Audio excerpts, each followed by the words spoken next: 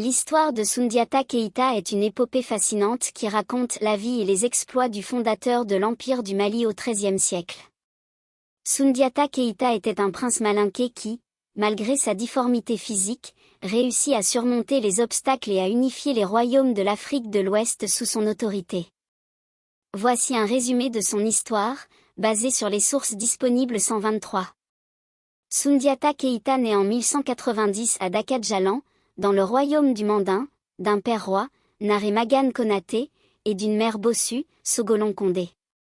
Il est handicapé et ne peut pas marcher jusqu'à l'âge de 7 ans, quand il commence à porter des attelles en fer pour ses jambes. Il est exilé avec sa mère et ses frères au royaume de Mema, où il apprend l'art de la guerre et du gouvernement.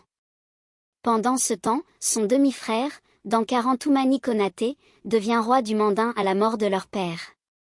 En 1230, le roi du Sosso, Soumoro Kanté, envahit le Mandin et détrône Dankaran-Toumani Konaté. Il s'empare du trône et opprime les populations locales. Il détient également le secret du balafon, un instrument de musique magique qui lui confère une grande puissance.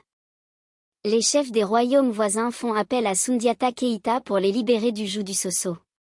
Soundiata accepte et rassemble une grande armée composée de diverses ethnies et religions. Il reçoit également le soutien de sa sœur Nana Triban, qui est la captive de Soumoro Kanté et qui réussit à lui voler le balafon. En 1235, Soundiata affronte Soumoro Kanté à la bataille de Kirina, près de Koulikoro.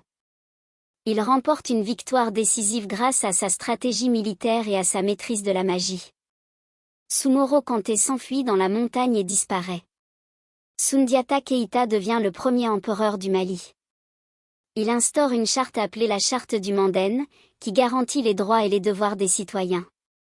Il organise son empire en provinces administrées par des gouverneurs loyaux. Il favorise le commerce et le développement économique.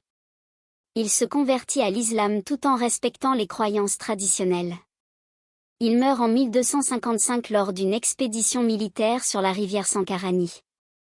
Il laisse derrière lui un empire prospère et puissant qui s'étend sur une grande partie de l'Afrique de l'Ouest. Soundiata Keïta est considéré comme un héros national au Mali et dans d'autres pays africains. Son épopée est transmise par les griots, les conteurs oraux qui chantent ses louanges et ses exploits. Son histoire a inspiré de nombreux artistes et écrivains contemporains.